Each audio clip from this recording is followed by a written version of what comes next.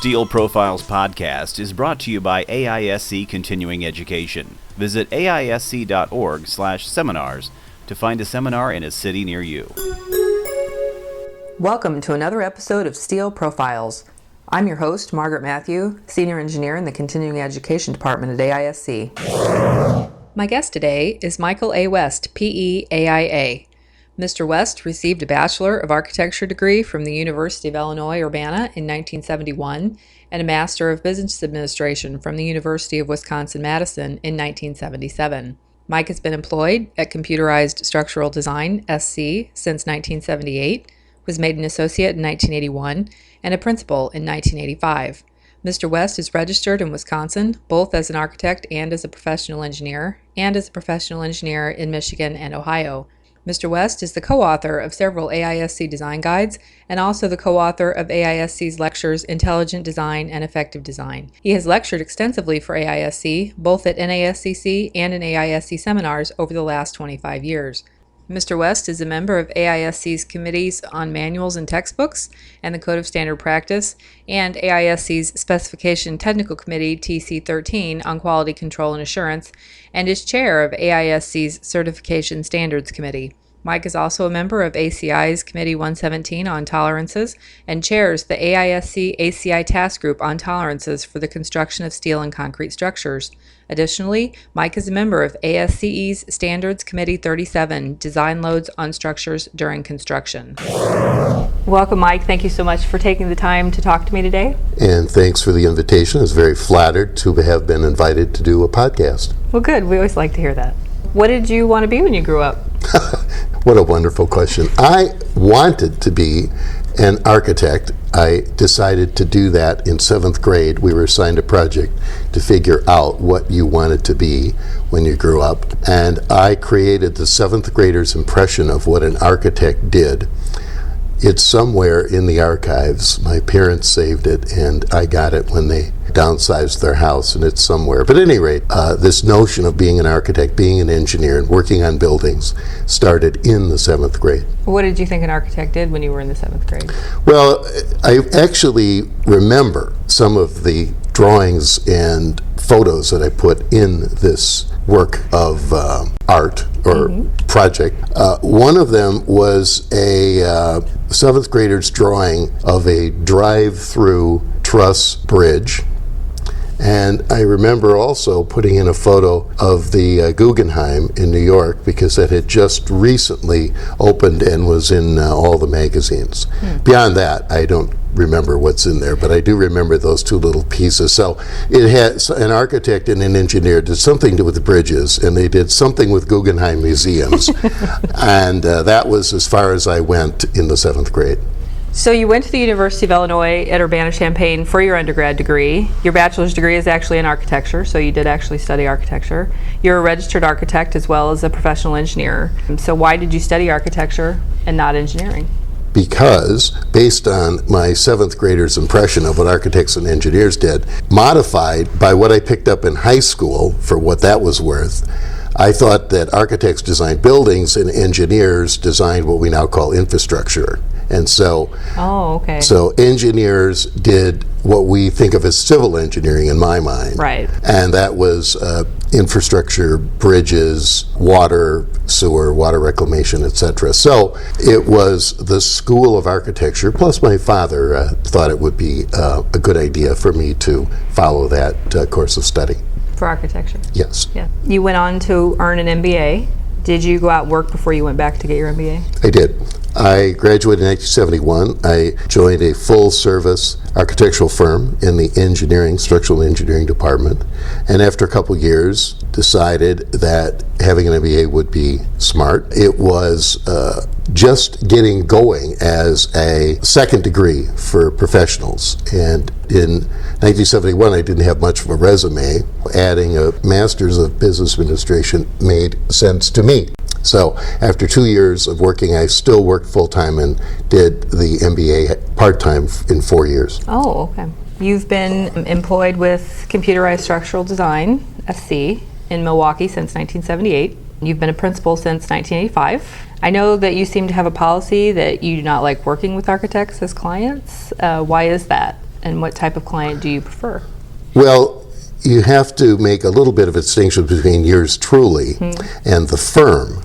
Yes. The firm, when I arrived with a skill set that didn't seem to quite match the target market of the firm, but I was brought on board anyway, had already been in business for 10 years and had tried a more traditional practice offering engineering services to architects, and it didn't quite work as well as everyone had wanted. However, when I arrived with my skill set, we still worked on some architectural projects, but that's not the main focus of the firm. And I worked on several projects over the years: hospitals, office buildings, academic buildings, university, and primary, secondary as well. And I enjoyed it thoroughly. But now you work on what type of clients? Now, the focus is on what I will broadly refer to as construction engineering, working for fabricators, working for owners, working for steel erectors, temporary bracing. I am not involved in the connection design part of the firm, but I've worked on machine foundations that are in the industrial buildings that my colleagues design.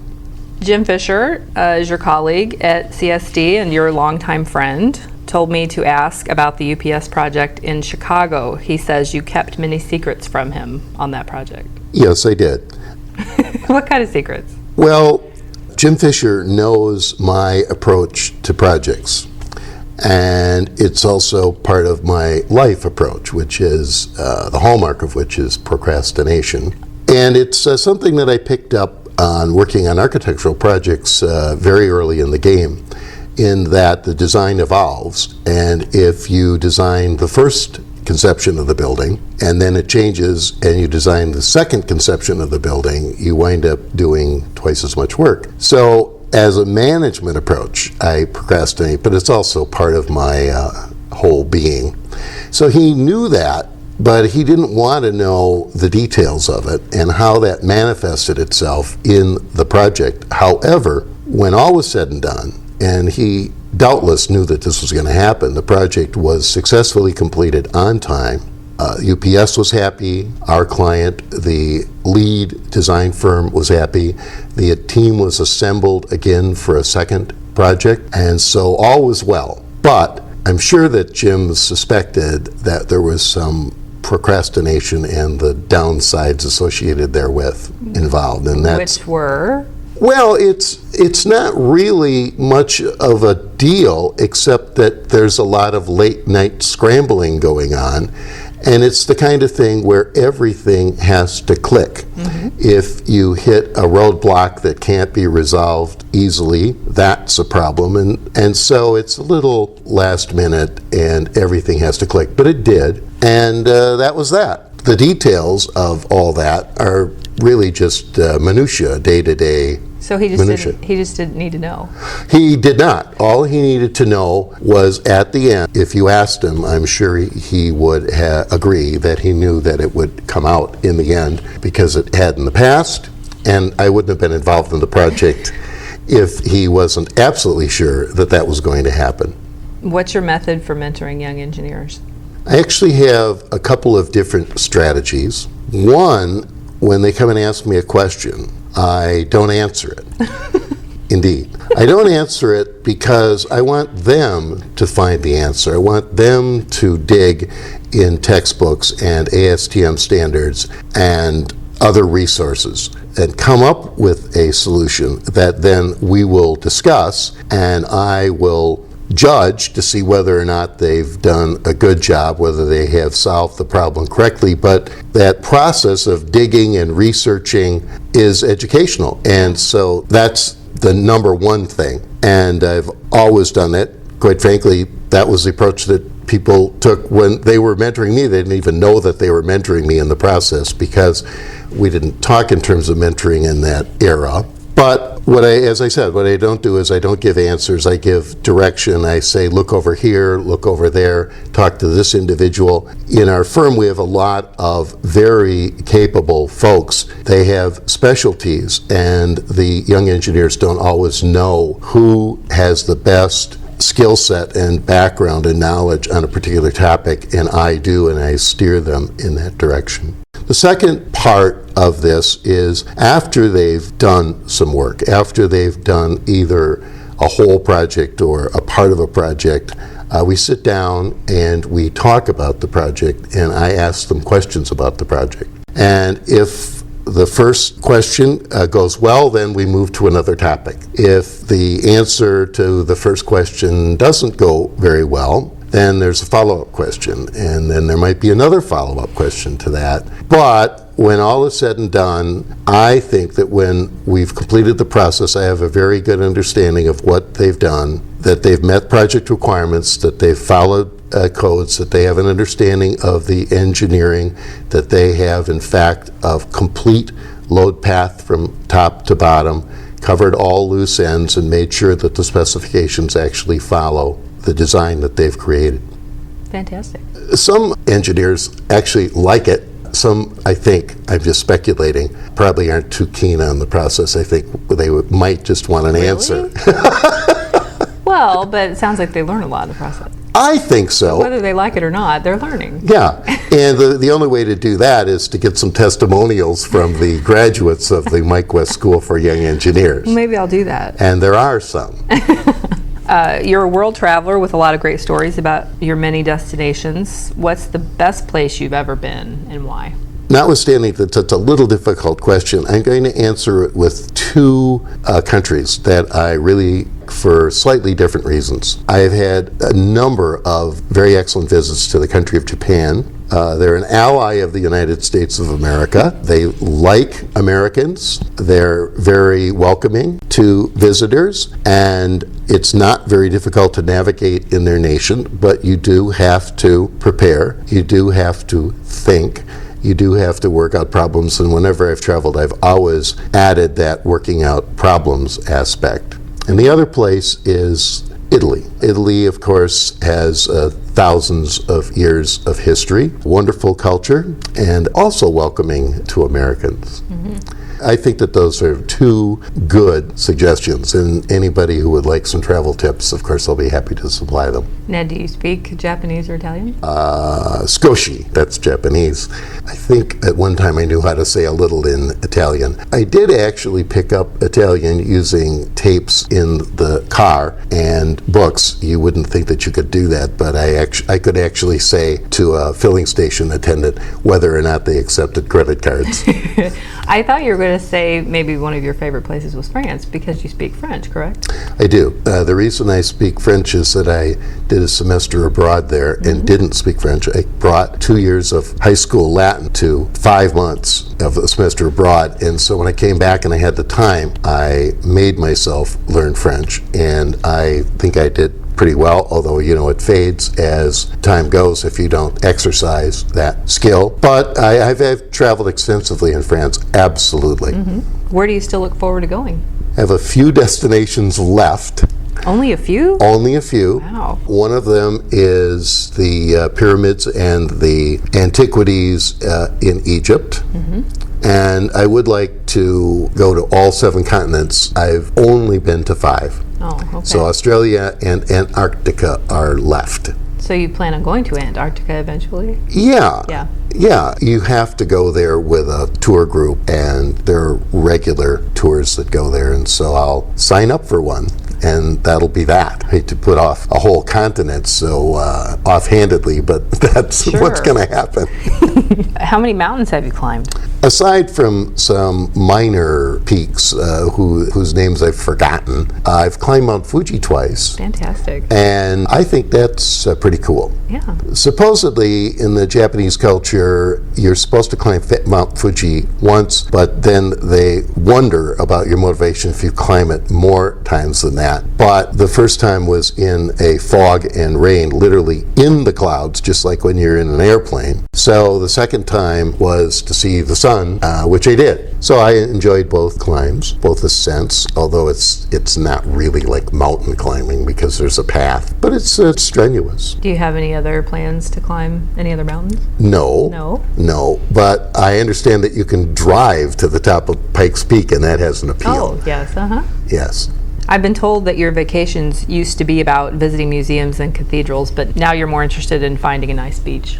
That is absolutely correct. Why the change? Well, it goes back to my days at the University of Illinois. One of the subjects we took, and took 4 3-credit semesters of architectural history. If you had the chance to visit these sites beyond looking at them in slides and books, you were supposed to. And the ultimate of that is to go and look at them and not just take a photo, but actually make a drawing of them. We did a little bit of that in my semester abroad. So with that training in mind, and with a library with a few architectural history books, I somewhat methodically worked my way from building A to building Z. But at one point, it finally dawned on me that I had actually seen them all.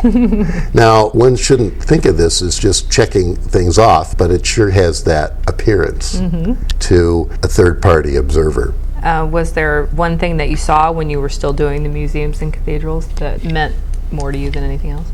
Well, I finally got to the Pergamon Museum in Berlin when the wall came down. And when the wall came down, the Brandenburg Gate was open. That was a big deal. You might have missed the Cold War. But I didn't. And in first grade, like all good first graders or second grade or something, we had the get under your desks drill. The Cold War was a big deal, and the epicenter of the Cold War was the Brandenburg Gate and the wall.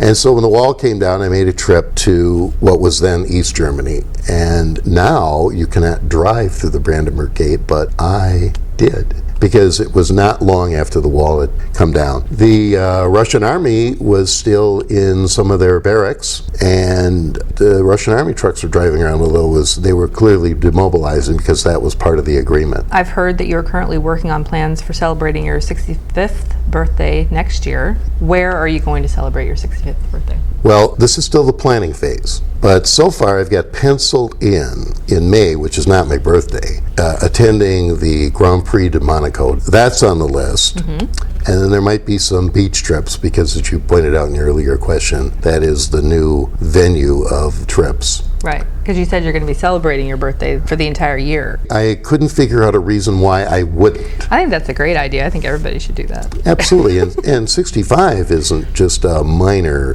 birthday. Right. After all, I qualify for Medicare. Yes, that's a big deal. It is. So you're going to the Grand Prix. Yes. And this is something that you've wanted to do most of your life. Yes. Back in the Cold War, European racing was a big deal. European cars were a big deal. British cars, German cars, etc. were a big deal.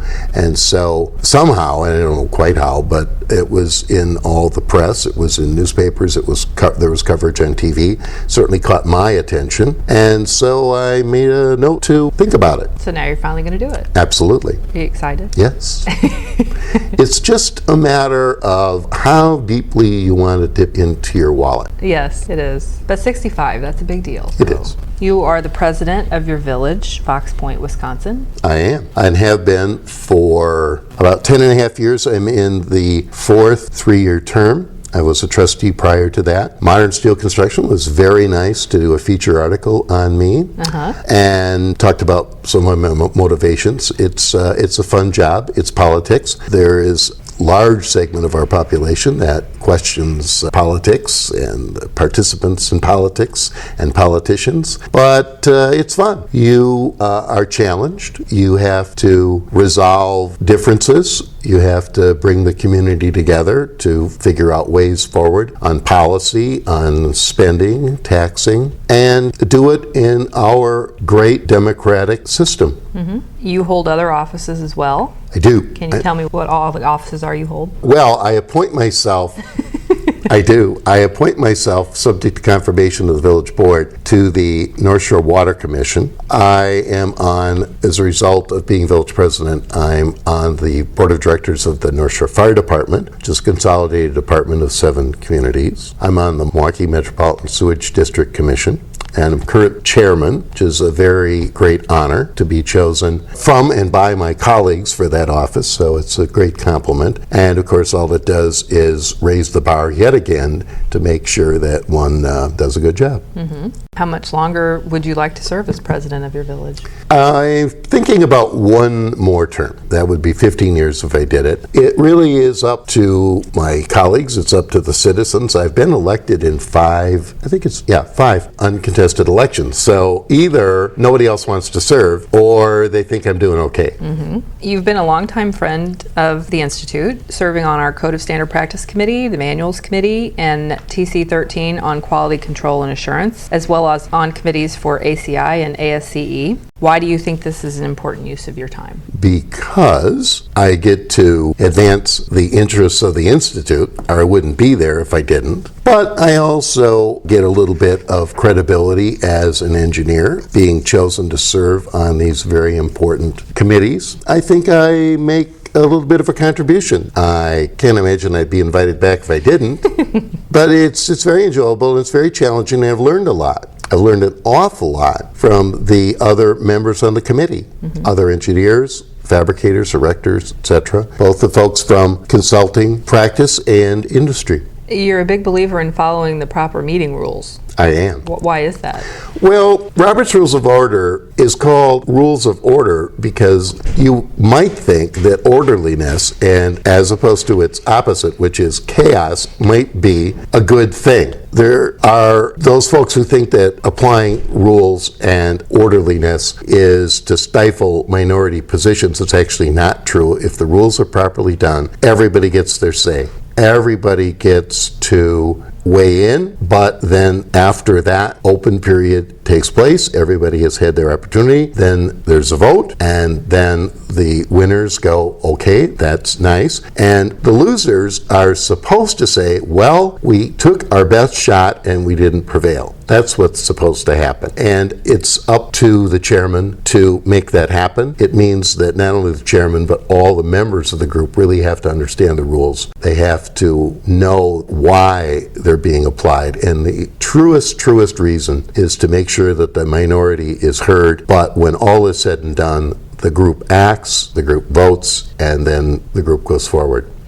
You also lecture for AISC in our seminar series that travel the country, and also at NASCC most years. So what motivates you to spend your time lecturing? Well, if a person thought that serving on an AISC committee was a compliment to them, being asked to go out on behalf of the Institute and give lectures where people actually pay money to hear you, I can't imagine much of a higher compliment. And what that does, again, is raise the bar. When I am out giving a lecture for the Institute, I want to make sure I do a good job. I want to make sure that I look good, that our firm looks good, and that the Institute looks good. And again, I have been invited back, so something must be clicking. Yes, over and over. My first podcast interview that I ever did was with your colleague, Jim Fisher. One of the questions I asked him was to name the most interesting person he had ever worked with, and he named you. He said that you argue and never agree on anything, but in the end, you are always able to come up with a good solution. So what's it like working with Jim? Great fun. Jim Fisher, who needs no introduction, who needs no more plaudits from yours truly, but I might give him some anyway, is a very, very bright individual. He has great academic credentials, but beyond that, he has great judgment and great intuition. He moves very quickly when he takes a matter under consideration and makes the decision. The decision is made, that's it, and we move on. Now, as you pointed out in your question, we do have a little bit of difference in style. And that came out in my answer to the UPS question. We do have a difference in style, but this is not a new magic concept that I figured out. But if you have people with identical skill sets, then you have too many people. The whole point is to bring people together with complementary skill sets or different skill sets so that they can bounce off of each other and react to each other's ideas and come up with better solutions in the end. And that's, I think, what we've done. And we've done it for several years. And we've worked on buildings together. We've worked on lectures together. We've worked on design guides together. And as I said, it's been great fun. How many years have you worked with Tim? Well, depending on how you're counting, I think the first collaboration was a small article on the application of mini computers to engineering practice that was published in some magazine, which we could track down if we needed to. In the roundest of numbers, it's 30 years. And besides all that, Jim's just a lot of fun. Absolutely. And he's not afraid to pick up a bar tab either. If you weren't in the structural engineering field, what other career do you think you would have enjoyed? Well, this actually occurred to me long after I could have done anything about it, unless some massive dislocation in career path and career trajectory occurred. But it occurred to me long after I had been in practice and actually knew what I was doing and had the appropriate licenses, etc. So everything is already clicking, and normally you don't throw that out the window. But it occurred to me that I might have been an attorney. Mm-hmm. I could see that. Thank you. And our family did not have a background in law. Mm-hmm. Both my aunts and uncles on both sides of the family and family friends just did different things. They didn't come from a tradition in the law. But I'm positive, speculating of course, that I could have done something with a law degree as opposed to a Bachelor of Architecture degree and an MBA. Mm-hmm. What's the one thing that you know now that you wish you had known at the beginning of your career?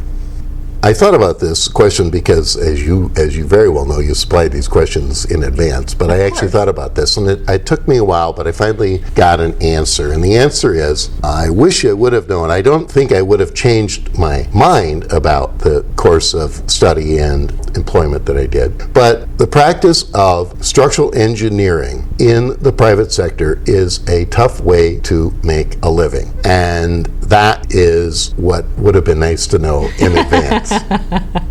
Okay. I do have one more question. Yes. We're doing this interview the night before our seminar in Portland, Maine. Yes, we are. The last seminar of my season is tomorrow. We have a tradition after a seminar, if we have time. We always go out for 2 beers. Absolutely. What do you always toast? Steel. Here's to steel. There's always a solution in steel. That as well. That's what you always say. Yes, but the reason that I said what I did is that I've been toasting to steel long before AISC marketing figured out that there's always a solution in steel. So that's why I answered the way I did. Fantastic. Well, I always enjoy that's what you toast. Thank you. Well, thank you so much for taking the time, Mike. Those are all my questions for you. It's been a pleasure. Thank you as well. You're very welcome. This has been a presentation by the American Institute of Steel Construction. Join us next month when my guest will be Dr. John Fisher, Professor Emeritus of Civil Engineering at Lehigh University. For more information on AISC continuing education opportunities, please visit us on the web at aisc.org/seminars. And remember, there's always a solution in steel.